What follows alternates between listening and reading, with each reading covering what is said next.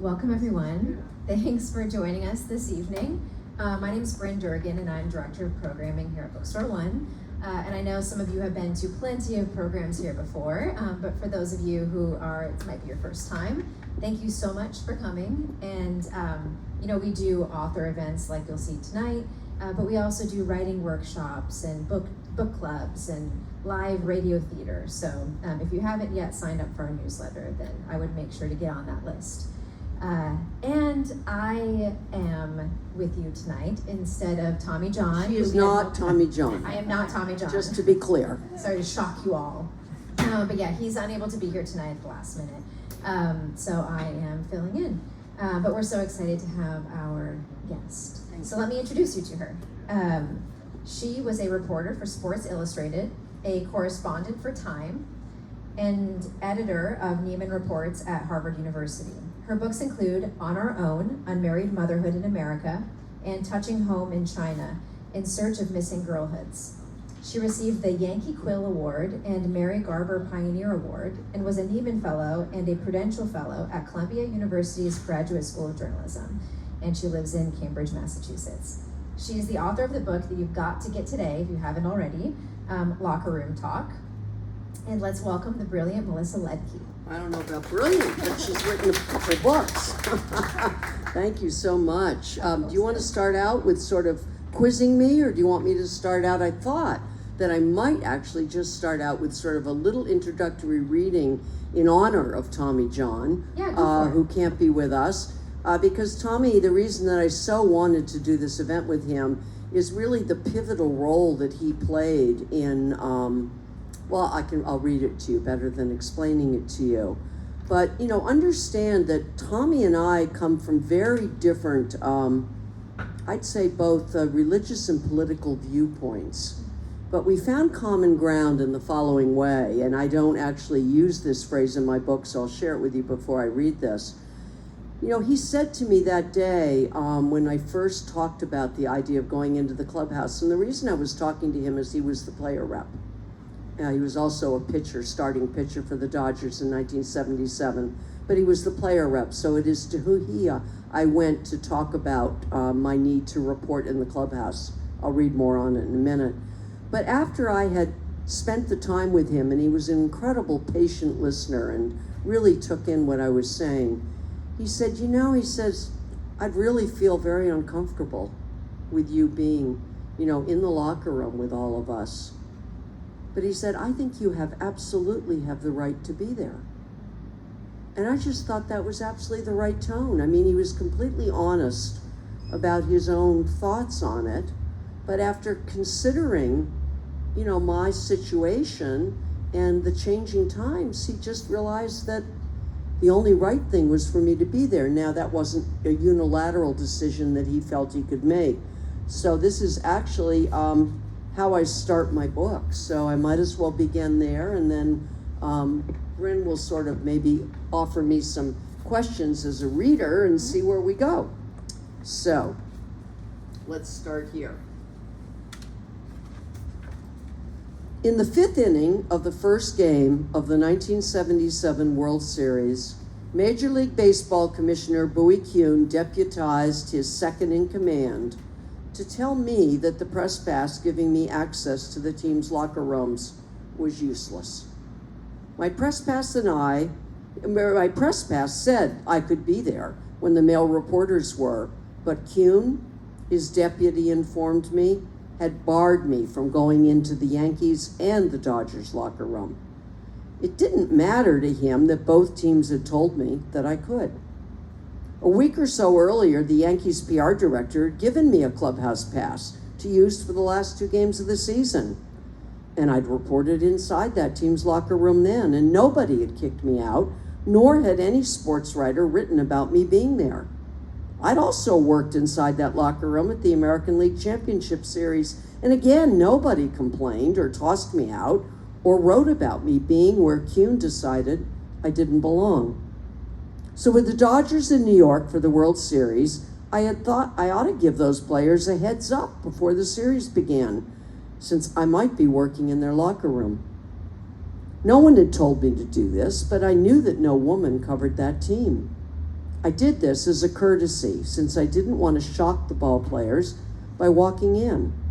So at Monday's workout, I talked with the Dodgers player rep, Tommy John, who listened patiently as I told him how I'd worked in the Yankees locker room. Well, he looked at my press pass with my name on it. He saw that I had the permission to be in the team's clubhouses.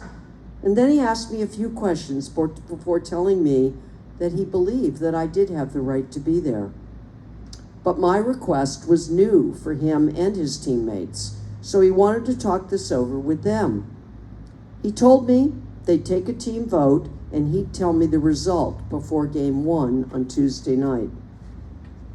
It wasn't unanimous, but we go with the majority, and a majority said that you have a right to be there, John said, when we met at the backstop after batting practice before the first game. With the Dodgers' affirming vote, my prior experience with the Yankees, and a press pass certifying my right to work in both clubhouses, I had done all I could to ensure that my locker room reporting worked as well as it could. So, as I heard the commissioner's deputy forbidding me to enter, I wondered what had transpired after my meeting with John to have both teams' locker rooms now be off limits to me. My answer came swiftly.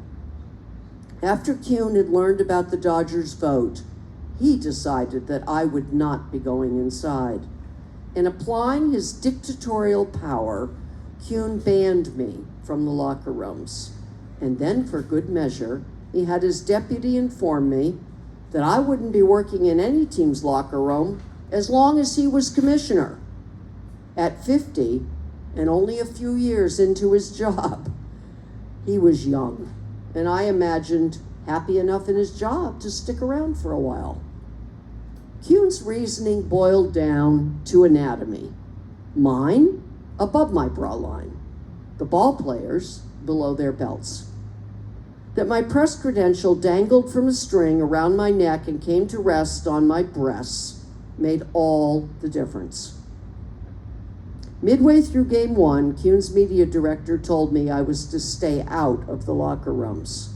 He reminded me that the ball players' privacy had to be protected, even though not one ball player had requested this protection. Guided by his own moral compass, Kuhn stopped me because he could. And by doing this, he stole from me the first World Series reporting opportunity that I'd ever had, and one that I had worked hard for 2 seasons to attain. So why don't we dig into sort of some other aspects of this with Bryn as our guide. Yes, I mean, that's beautiful. I love the way that you put that. But I figure we can start at the beginning, which is what drew you to sports journalism to begin with, especially as a woman at that time? Ooh, well, I was an odd woman because I was an odd girl. When I was a girl, I was called a tomboy. That was a term that was used back in my day. Different terms are used now.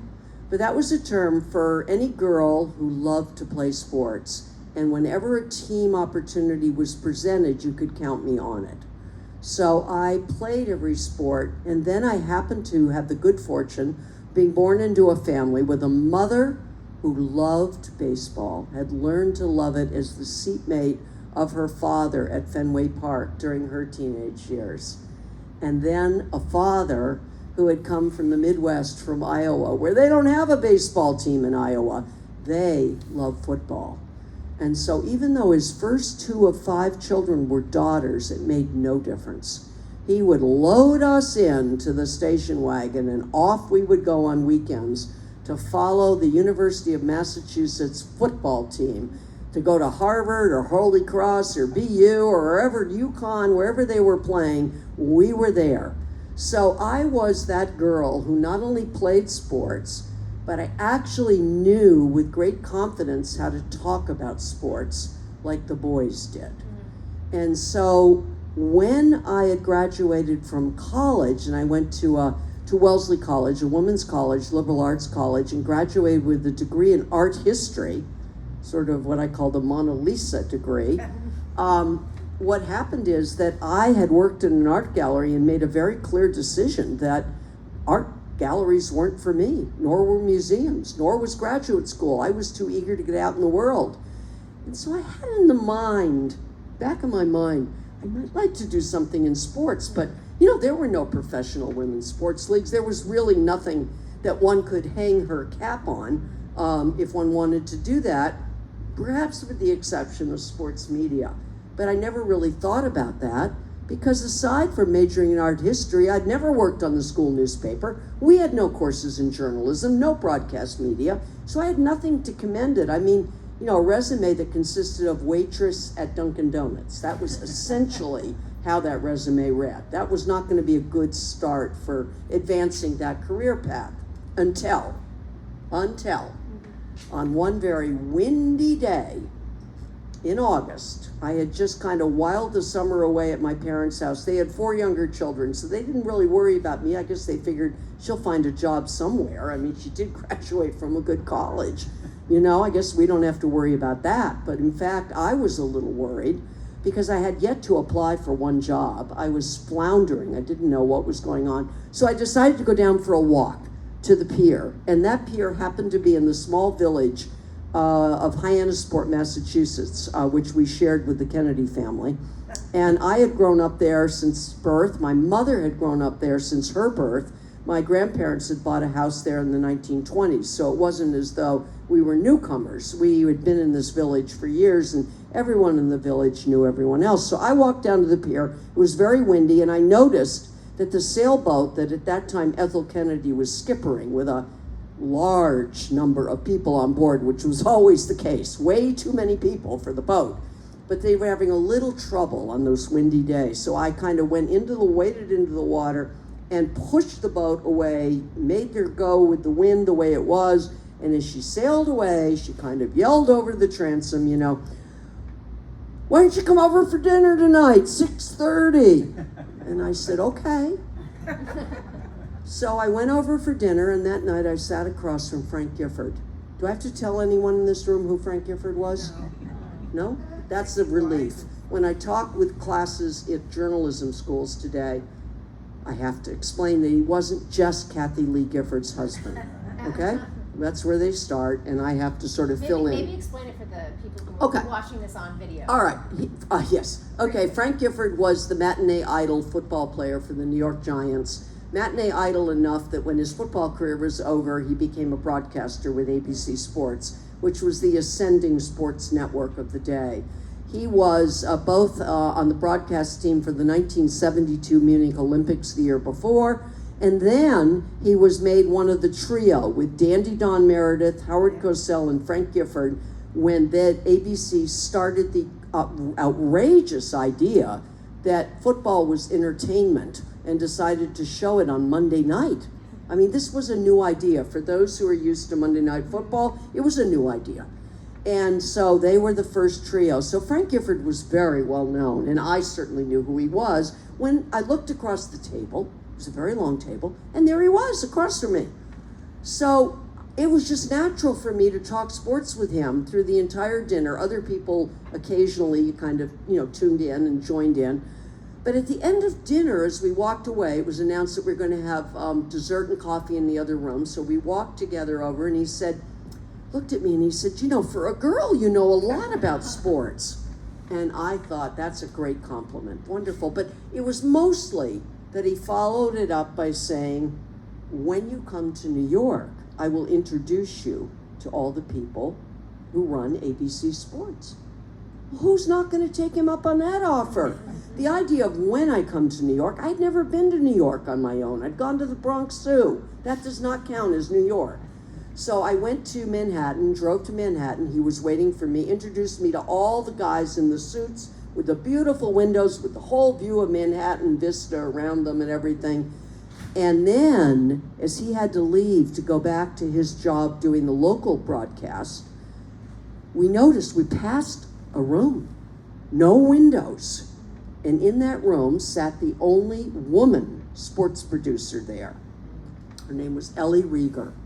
And those are just moments you'll never forget because he left me with Ellie. He said, I think you'll want to meet Ellie. And in fact, I did, because Ellie said to me, almost immediately, she said, well, I hear you're interested in sports. That's a lovely introduction from Frank.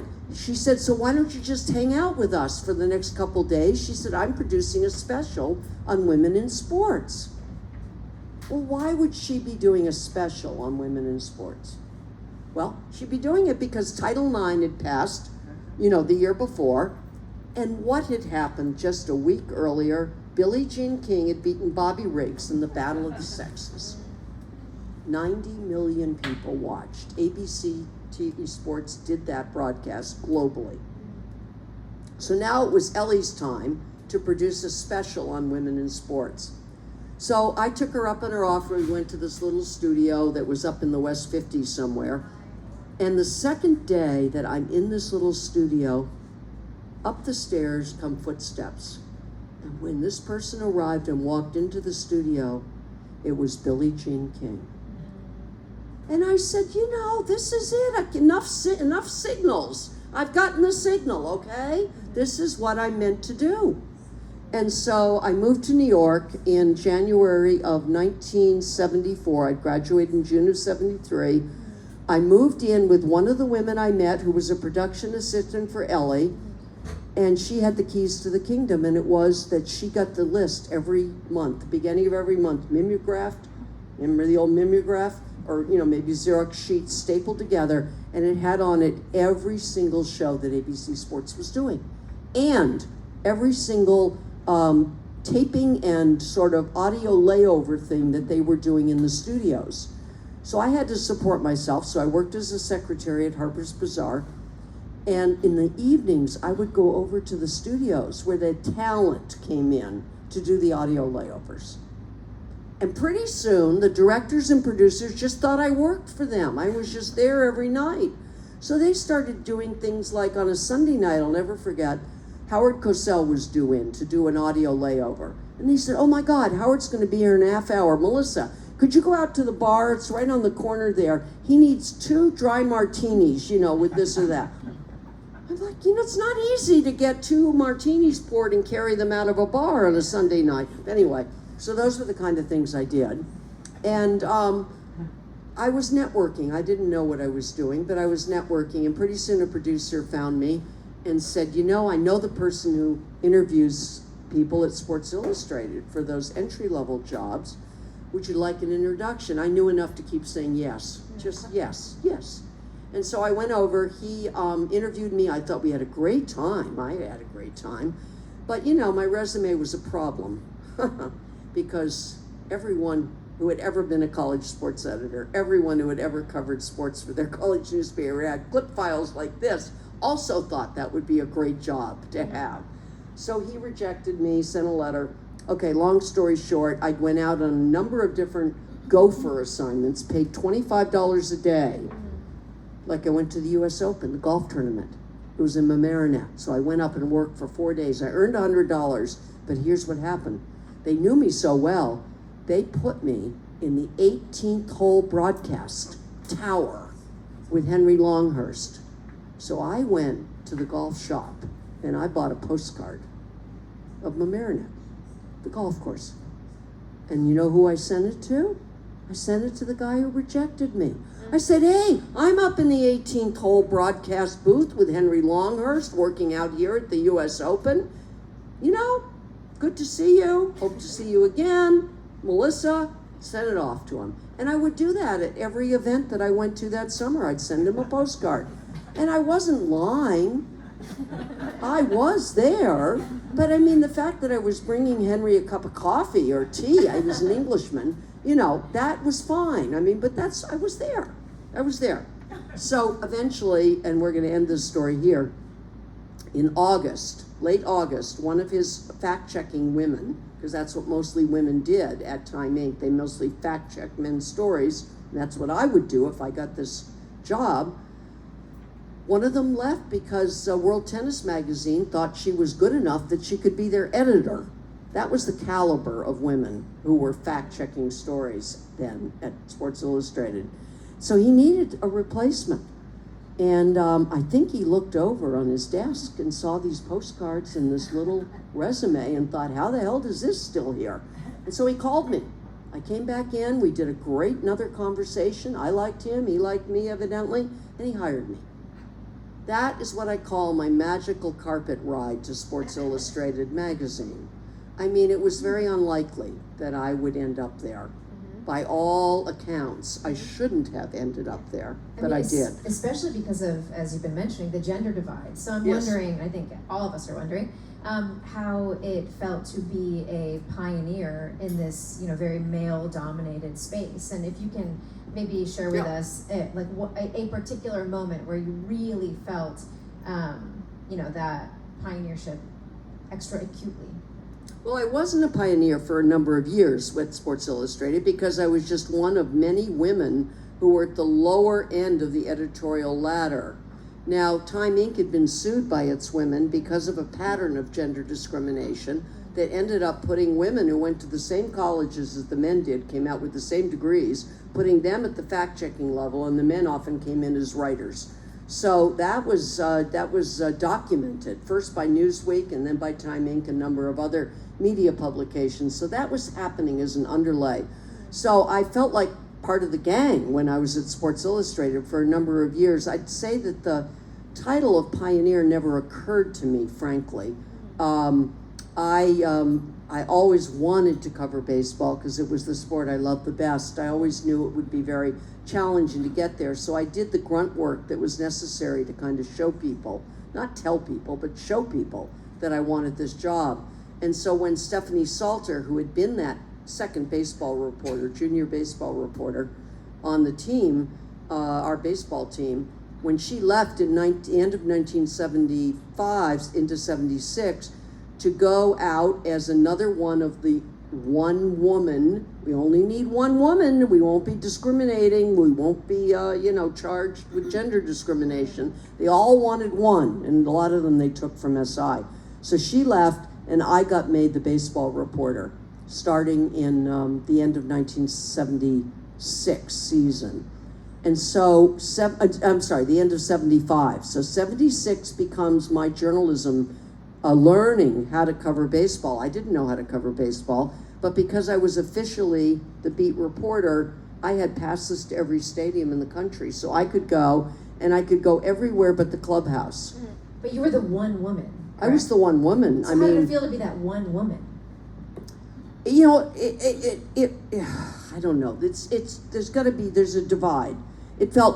I felt like I didn't even really care in one sense because I was living out my passion. I was doing what I wanted to do. So it wasn't something that was going to push me back from doing that. On the other hand, I was conscious of it because I knew that the men were watching me very carefully, hoping that I would fail in some way, hoping that I would ask some stupid question or, do something that was stupid or inappropriate. And they didn't want me there. That was very clear. They never came over to say hello. They more stared at me rather than invited me into their circles. So it took me a long time to find a few friends among the press corps, and those were the younger men, more my age. But the older men who were there just didn't want me there. It's a hard question. I mean, I'd like to make it easy for you and say that I became aware that I was a pioneer. I really didn't. Probably until the incident where the commissioner came after me and issued his edict. And then once Time Inc. found out about it, which was several days later, Sports Illustrated found out about it and made the decision to move ahead with trying to negotiate with the commissioner to try to figure out a way that I could have the same access as the men, because they, like I believed that it should be equal access. It was up to, we understood it, for baseball to figure out a way. That means if they have to change the way they do the media interviews, then maybe they change them. Maybe they make some alteration in it. But they shouldn't be banning a person based on her gender from being able to do her job. That's how I saw it. I was very naive, by the way, in seeing it that way, because most of the male sports writers saw it as me invading the locker room so that I could leer at naked men's bodies. So I had definitely a minority view of why I was doing this lawsuit. So I will just step back from that designation and say that while I recognize that I was the only one at that time covering baseball nationally full-time, moving from stadium to stadium, and in those stadiums it was very rare that there would be another woman in the press box or another woman in the batting practice. And so I became aware that it was important for me to do whatever I was going to do in terms of advancing and expanding the access, to do it in a way that would get us to the point that I wanted to, even if that goal of equality meant that I slowed down perhaps in how I did it. I became very much of a gradualist. I was willing to not be someone who was going to barge in and say, I have a right to be here, you throw me out, and make some visible stance that would of course be covered in the press, but I didn't think it would lend itself to anything constructive. So I very much worked behind the scenes. I was much more Mother May I than I was, barging into some place. So Right. I have to back away a little from that term because it was a term that other people put on me that I didn't so much put on myself or recognize points at which I was doing it. Right. But So- then during the legal battle Yes. and the public scrutiny, which then of course it makes you a pioneer, right? So Yeah. what kept you motivated to keep going? Because of course that's a very difficult situation to be in. Well, it's such an easy answer because it was letters that I received from young girls and some women who were my age or older who wrote to me. And they didn't know my address other than to just say Melissa Ludtke, Sports Illustrated, New York. And somehow the envelopes would arrive on my desk. And what I was very pleased to realize when I actually started out researching this books and went back through every document that I could find related to this case, and that included the documents that my law firm, which was the outside counsel for Time Inc., had kept, which was 5 huge boxes. And in those boxes, evidently, I turned over all these letters to them as evidence or whatever documents. And I found in those, and when I opened each envelope and read them, what really made me happy is that I could see that I corresponded back to them, that I wrote letters back, because they would then write me back and say, I enjoyed getting your letter, here's what I'm thinking about now. There was one young girl who wrote about a friend of hers and herself who had applied this is in the mid-70s, this would be 76, 77, to be what she called a bat girl. There were no bat girls, there were only bat boys. And the Yankees had by then gotten a few of these kind of letters, so they had a stock templated letter. In fact, I have it in my book. And they wrote back that we're thankful that you wrote to us, we're glad you like baseball, but this would be highly inappropriate for a girl to do, and we will not be accepting your application for this. And she wrote me a very lengthy letter, in lovely cursive, that told me about how her mother suggested that she write to some of the city and state officials, which she did, and she found help from them. And she was about to go before the Human Rights Commission when the Human Rights Commission let her know they had another case just like this. So that was very encouraging to me. You had these young girls, writing to me and fighting their own fights. And I said, if they can do this, I can certainly do it. So those were the things that sustained me through it. There wasn't much else that sustained me because I felt like I was really targeted and made a target in a way that is a very tried and true way. I mean, if you have a woman who is disrupting something that has been put in place for, a century and a half by men, and you want her to stop disrupting your game, then what you would do is sexually objectify her. So by doing that, you take away her power to speak her truth about what's happening. You turn her into something that, in this case, fit very well into their narrative about women wanting to get into the clubhouse so they could just see men undressed. Now, what I pointed out in this book and what I understood early on, because the men never covered the case, and that's what I really cover, is the hearing in this one. They never viewed it as an equal rights case. They viewed it as the invasion of a woman that was going to lead to all sorts of horrible things for the game of baseball. And so what you realized as I went through this is that they had an argument that was very potent and won in absolute no doubt in the court of public opinion. The fact that I won in a court of law is what ended up making the lasting difference for this. But going through that time and being targeted in this way, it became difficult for me to see myself in the as the character that they were characterizing. Because when Time Inc. came to me and said, would you be the named plaintiff in this suit? I said yes right away, because I wanted to do this job. And I knew that if I didn't make this fight, if I didn't stand up for this at this point, there were a lot of men who were happy to take my job. And if they felt like I couldn't fully do my job for them at Sports Illustrated because I didn't have the full access to be able to do it, they could replace me. So I just want to remind you that I mentioned that there were a lot of gender discrimination cases being fought against magazines like Time Inc., like Newsweek, like the New York Times during that era. And the fact that the men at Time Inc. had signed a conciliation agreement with the women who had sued them, 136 women had sued them, and signed a conciliation agreement in 1971 saying they would no longer have policies or practices that would discriminate against women. When my case comes along, I think you have to argue that it's very important that the women back before I got there stood up and fought and documented the gender discrimination that was going on at that company. Because I don't think without that conciliation agreement, which I must say, they signed saying they would admit no fault. So they've never done this, but they would still sign the conciliation agreement. That made all the difference in my view, that they went ahead with this. But becoming the plaintiff in this turned out to be a lot different scenario than I thought it would be. It wasn't about me being able to do my job. It wasn't about equal access. It wasn't about equal treatment.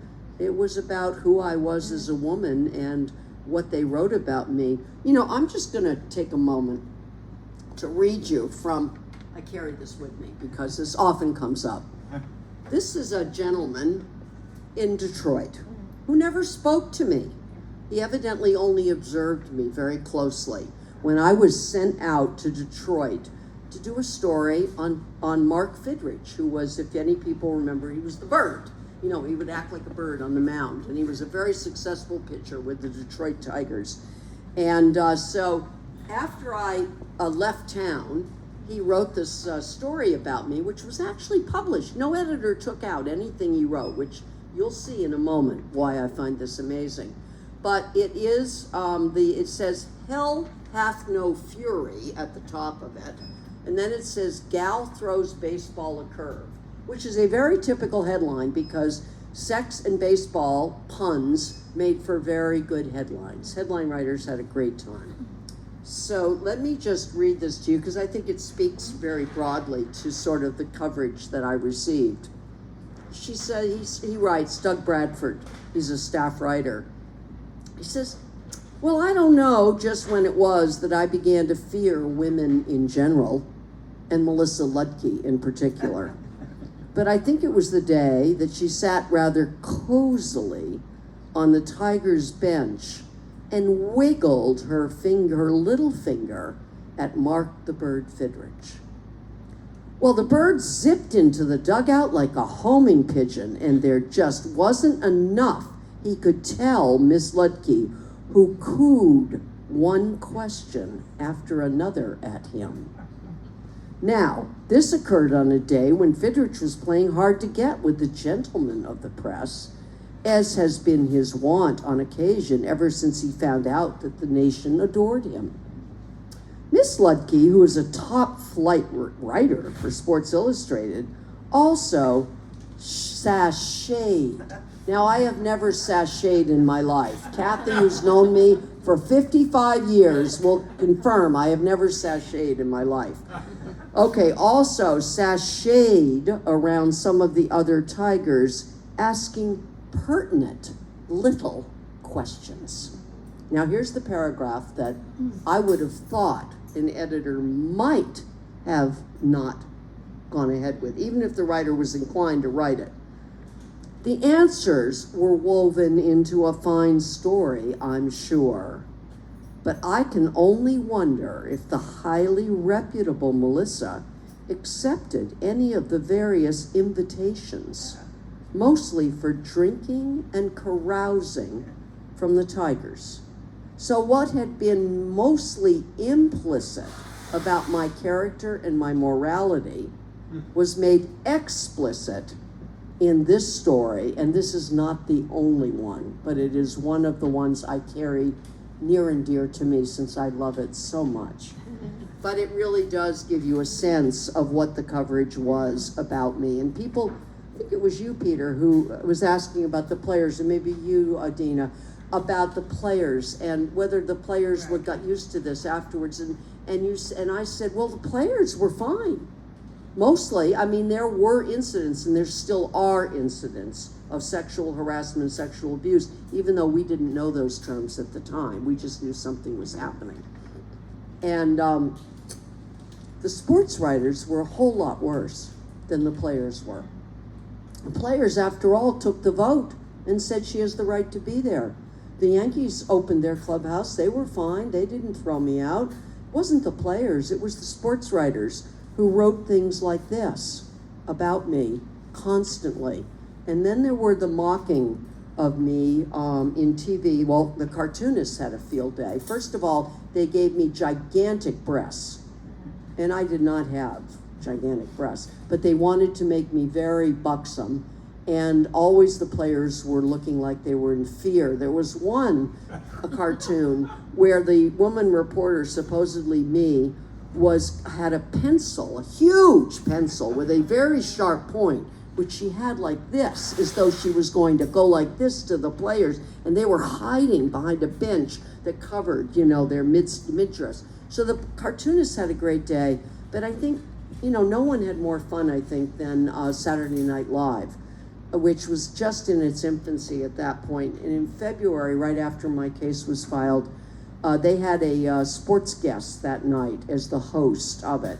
Anyone want to take a guess who hasn't read the book? Who that sports host might have been? The most famous sports athlete of the time in 1978. And he was hosting Saturday Night Live that week. The Hertz representative. O.J. Simpson. O.J. Simpson. So with O.J. Simpson there, they decided they would do a skit with Lorraine Newman, who was one of their staff comedians, and O.J. in the locker room.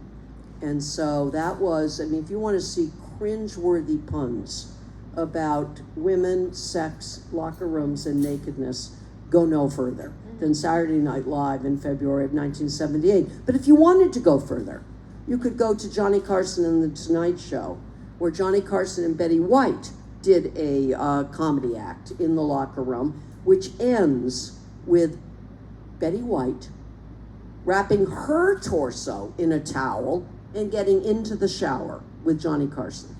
Now, let's just say right away that no reporter, man or woman, was allowed anywhere near the shower, toilet, and changing areas in any major league clubhouse.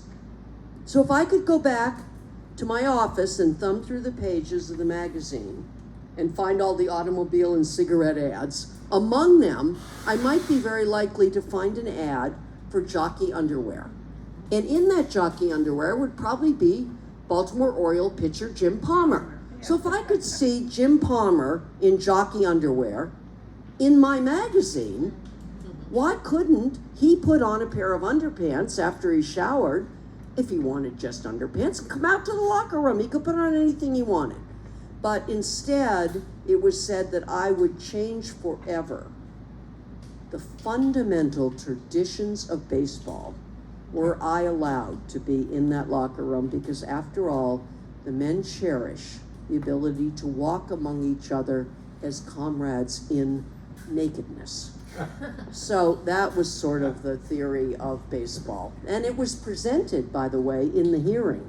That was literally said, that by going in, I would change a century of tradition, because I would be disrupting the men who feel comfortable talking with each other while they may be without clothes. Okay. Well, I have more questions, but Okay. I do want to open it up to Yeah, all of you. absolutely. So does anybody have any questions they'd like to ask? Just raise your hand if you do. Absolutely. Okay. Go ahead. Peter. I'm just wondering. Peter, why don't you describe yourself just a bit, because I think what you're doing is really phenomenal, or what you've been doing. I think it's important for people to know about. This night's about you. Oh, no. He's trying to get a women in sports museum. He's been working on that. And I say, wow, that's fabulous. We need more of that, because we see women's sports exploding now, but what we don't know is the history of all the people who fought to make that moment possible today. And when we forget our history and we forget those who came before and did it, we are not giving our young people the opportunity to understand why it is that they're able to watch women's sports today the way they are. So, okay, Peter, go ahead. So, you seem to, I gotta get the right word, you seem to castigate Bowie Kuhn and quite a bit. And I'm wondering, Bowie was hired by the owners. He reported to the owners. Yes, he wouldn't did. be in his position without the owners. But you don't seem to mention very much about the owners taking a position and knowing about you. The owners didn't take a position. When you were Bowie Right. Kuhn and you were hired by the owners did not speak against Bowie Kuhn. They didn't speak for him or against him. Bowie Kuhn spoke for baseball. When baseball got into its black scandal, Chicago Cubs, the scandal with the White Sox, back in 1919. And in 1920, they realized they had to hire a commissioner. It had to be someone who came in with a great reputation. So they hired Judge Landis. Judge Landis said, I will only take this job if you give me absolute authority in this sport. And that became where they got both an antitrust exemption from the government, but they also inserted best interests of baseball clause, which applied to the commissioner. He could make any ruling he wanted to. And if you were an owner and you spoke out against him, you were not going to be long for the good old boys club. Charlie Finley, as you remember, right before my year, took him to court because Kuhn stepped in to try to stop a bargain basement sale of his star players. And he took Finley to court. And in fact, they used the Finley decision in my hearing to try to tell my judge that the best interests of baseball clause had been accepted by the appellate court that ruled in that case. It should be accepted in this case. If it's the commissioner's judgment, that should hold. What they failed to realize is that I did not report to the commissioner. I mean, the owner, Charlie Finley, did report to the commissioner. So no, I mean, of course they weren't going to speak. Because if any of them disagreed with him, they wouldn't say it. I mean, for a fact, I know that Steinbrenner could have cared less about it, and he hated Kuhn, because Kuhn later, suspended him as an owner because of his own challenges with some kind of shipping business deal. But Steinbrenner wasn't going to speak out on this. He knew not to speak out on this, and no player was going to speak out on it. But, when I write the sentence I did, what I read to you, but no player had asked. It wasn't just the Yankees and the Dodgers. What we learned in the discovery phase of this case by getting all of the internal memos of baseball, and they got all our internal memos. So, I mean, it's a fair deal. You get the memos of the other side so you can understand the full range of the case and what's happened previously at this company or whatever. What we learned, and what my lawyer's name was F.A.O. Schwartz Jr. So there you go. Okay, Frederick August Otto Schwartz Jr., great-great-grandson of the founder of the toy store, but a very incredibly dignified and incredible piece of our American history. But anyway, Fritz discovered in that discovery process and asked Kuhn under oath in his deposition to name one player with whom he had talked before he set his policy in place in terms of women in the clubhouse. He'd never spoken to one player. So he spent his time in terms of the court of public opinion saying that it was his job as commissioner to protect the sexual privacy of his players as though they had asked him to. And in fact, he never did. He also spent considerable time talking about the quote unquote separate accommodation that he had for the women like me.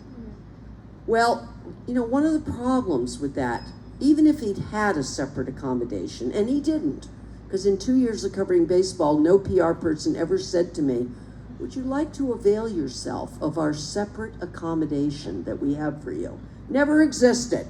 Greenwashing, we didn't have the term then, but it was greenwashing.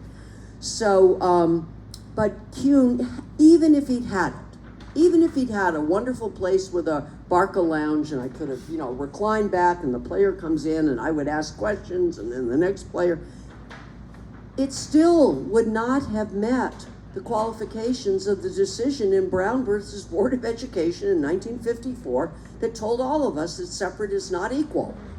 So that became the fundamental, basis of our contesting it based on the 14th Amendment and Equal Protection Clause. So I forget what the question was. What was the question? The question was about Kuhn, I castigated him. I don't seem and to. I did. Rightfully so, I Yes, should say. yes. Because my experience, well, anyway. Yes. My experience. But the owners, when I played, Yes. a decade earlier than you came on the scene, the players had fewer rights. Well, of course, because Kurt Flood, Right. had also filed a case, and Kuhn had gone to court against Kurt Flood. So coming into my case, Kuhn had been very successful. He defeated Kurt Flood when Kurt Flood went to argue for free agency, and Kurt Flood was never the same man again. He died poor and impoverished and a very sad death in a basement of an Oakland apartment. He basically vanquished him, got him out of the sport, and it wasn't only because Marvin Miller comes in with the players union and argues for free agency during the same time. But he had defeated Kurt Flood in court first, and then he defeated Finley. So he was on a very arrogant level at the time mine came along, and we found in memos that there were people who said, don't fight this one, you're not going to win it in court, and he ignored them totally. He felt that he had this ultimate authority, which he'd been given in baseball, and he'd had these victories in court, and baseball rarely lost in court because of its antitrust exemption and the best interest clause. So I think that he had a certain hubris about this that made him think that he could kind of fly close to the sun, as he had been, and he found out that he couldn't. With my case, which is a real shock to his system, I have to tell you. And I do castigate him. I think he was totally wrong. He will go down, in my view, as one of the worst commissioners that baseball has ever had, not just because of me, but because of Flood, because of a lot of other things. He came down, as someone wrote, not me, he always seemed to end up on the wrong side of history. And I think that pretty much characterizes him. But he was the guy I got. I couldn't choose which commissioner it was. And by the way, he was a man of his word, because even after my order came down from the judge, and she could only rule on my case having to do with Yankee Stadium, had Kuhn, he should have looked up the law more closely, had Kuhn done this to me at Dodger Stadium, we would not have won the case. Anyone want to know why? You want to know why? Okay, I'll make it very quick. It's interesting, actually, because, if you are bringing a suit against private organizations, and baseball was a private business, the Yankees were a privately owned business, you cannot bring it on constitutional grounds in a federal court, okay? So you need to figure out a way that you can win the case on the constitutional grounds. We did, at least, to bring in the Equal Protection Clause.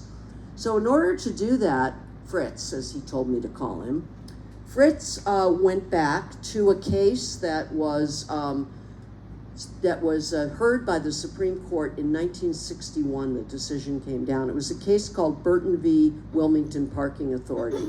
And while I am sitting in the back of the courtroom listening to him argue my case, he brings this to light very early. He says, Your Honor, you know, we are going to rest a lot of our case on the precedent set in Burton v. Wilmington Parking Authority. Well, I'm sitting back there thinking, what the hell does a parking garage or parking authority have to do with my case? I mean, I wasn't schooled in the law, and Fritz hadn't told me any of this before. Well, here's what happened. Burton, as in the plaintiff in that case, was a black man who tried to go in and have breakfast served to him at the Eagle Coffee Shop in Wilmington, Delaware. This coffee shop was built into the Wilmington parking garage, and that coffee shop had a 30-year lease with the parking authority for being able to own and operate that restaurant in the parking authority. So think about that for a moment. Black man tries to enter. Restaurant says, no, we won't serve you. He says, you are working against my equal protection under the 14th Amendment. And so this case goes through all of the Delaware courts and eventually is going to be heard by the Supreme Court. So now let's see where the relevance is for me, for us to base it on this precedent. So imagine I am now the girl reporter. I'd like to think woman reporter. I was 26, but most of them called me a girl, a gal, or a damsel. You take your choice. So there I am. I want to get into the clubhouse that is embedded in Yankee Stadium. Well, in 1974 and 75, Yankee Stadium was refurbished with $50 million of funds paid for by the taxpayers of the city of New York.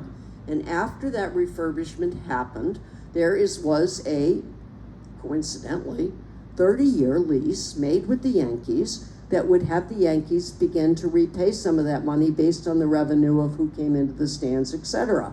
So you consider me to be the man trying to get into the restaurant. I'm the woman trying to get into the clubhouse. Both of our facilities are embedded in a place that has been funded in part by a state agency. So let's go back to the Supreme Court in '61. Whenever a case went to the Supreme Court that was based on racial discrimination during the Civil Rights era, Thurgood Marshall's operation, the NAACP Legal and Education Defense Fund, served as a co-counsel on that case because they knew how to argue cases at the Supreme Court level. So that case goes to the Supreme Court, and the decision in that case comes out and sets in place this precedent called the state action doctrine, which says that if a state entity, meaning city, state, federal entity, and the key word is entwined in the case in a way that brings in some action that the city, state, or federal government took, then you, as the attorney, can present to the judge that you believe that she should put in place the state action doctrine, which, if she agrees with you, will in fact jump you to the constitutional protection. So, in that case in 1961, argued before the Supreme Court, the woman who was the co-counsel for that case was my judge, Constance Baker Motley. No one knew that case better than Constance Baker Motley did. Constance Baker Motley, who was the first African-American woman ever made to be a federal judge in this country in 1966 by Lyndon Johnson. Also, by the time she got to the Southern District Court of Manhattan, which is the mother court of our country, was also the first woman, white or black, to ever sit in the 189-year history of this court on that court. So when they spin the wheel, oh, thank you. You knew, yeah. Yeah. When they spin this old wooden box, and it has the names in it of all the available judges, the clerk reaches in, pulls out a name, pulls out the name of the only woman who sits on that court in its history. It's 1977, that's still the case. And so Judge Constance Baker Motley became the judge in my case. She won 10 cases that she argued before the Supreme Court. That's an amazing record for any human being. And for a black woman in the 50s and 60s, she was sent to the South by Thurgood Marshall. He sent her. And he sent her because he was scared that if he sent himself or any of the other men, she was the only woman at the NAACP, if he sent any man, he was fearful that they would be assassinated for trying to overthrow the Jim Crow South, their segregation rules in terms of higher education. So he sent Connie. And Connie ended up getting James Meredith into the University of Mississippi, something no one thought would ever happen. Charlene Hunter Galt into the University of Georgia. Vivian Malone into the University of Alabama. Got Martin Luther King out of jail in Albany, Georgia, in Birmingham, Alabama. Got the 1,000 school children who participated in the Children's Crusade in Birmingham, Alabama. She got them re-enrolled in school after they were, the school system said they were expelled from school. She was a phenomenal, phenomenal person. And so Ketanji Brown Jackson would tell us now, today, that if it were not for the time and circumstances of her life, she would have been the first black woman to serve on the Supreme Court. So for me to have the opportunity in this little book here to be able to tell my story, but also embed it in a history like a Constance Baker Motley and like Fritz Schwartz, who was the chief counsel to the Church Committee, which was the first committee on looking at government surveillance of us, private citizens in this country. And he was the youngest chief counsel in the history of Congress when he went there. 2 years that committee sat, and he was the one who found the letter that J. Edgar Hoover wrote, but it was sent anonymously to Martin Luther King Jr., suggesting that he commit suicide before he went over to collect the Nobel Peace Prize. My lawyer, Fritz Schwartz, found the counterpole activities against the women's movement, against the Black Panther Party.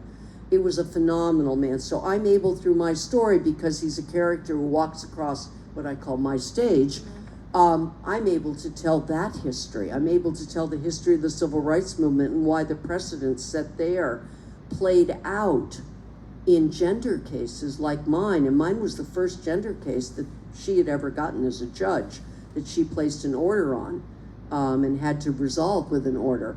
And that was only because of our RBG, Ruth Bader Ginsburg, who, for the 6 years prior to my case, did nothing but work through the Women's Law Project to try to say to judges who didn't believe her that the 14th Amendment ought to also apply to gender just as it did to race.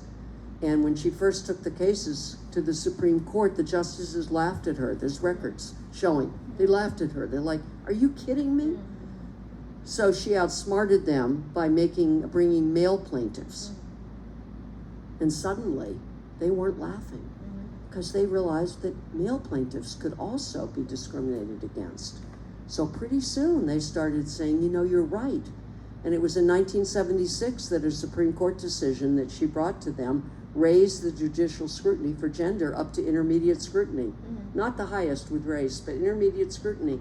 And that's made a huge difference. So when you go back to the history of the women's movement and you start seeing how the courts were involved in making some of these barriers go down, it's because of what she did. So I'm able to tell that history as well. So I have a 28-year-old daughter, so I can say this.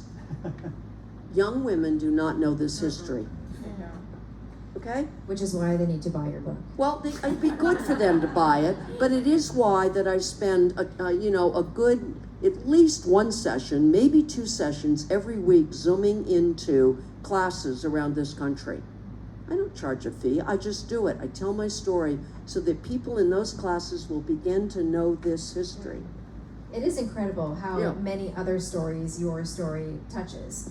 And again, if anyone hasn't yet bought the book, I would urge you to buy the book. This is Bryn here. This is one of course. See, Bryn can do this. Yeah, to buy the book and buy it for other people in your life. It really is an incredible telling. And I know that I could listen to you talk all night. Well, I think we're probably done. Is that what we you're saying? ask so Okay, many we're done. questions. We're done. But really, thank you so much for sharing you're the very story welcome. with us. Yeah. So let's give Melissa a round of applause. Well, I want to thank you all for coming, even though you all got a notice saying that Tommy John wouldn't be here. Yes. You persisted. And as Mitch McConnell once said to my senior senator, Elizabeth Warren, that she didn't listen when he gave her advice, and yet she persisted. And so I say to those who persisted and came, thank you. Thank you very much. Even though Tommy couldn't join me tonight, I hope his spirit is here because he was really such a force. And he does live in Bradenton, so it's possible that you may see him in a grocery store or a Wawa, right? Isn't there a Wawa down here? There is. Yeah, so I'm learning the terms. So anyway, yeah, Yeah, so and Melissa thank you. will sign some Sure. books, been hanging out for a little while, so Absolutely. yeah, grab a book and. Absolutely. Thanks everybody Thank for you, coming. Bryn.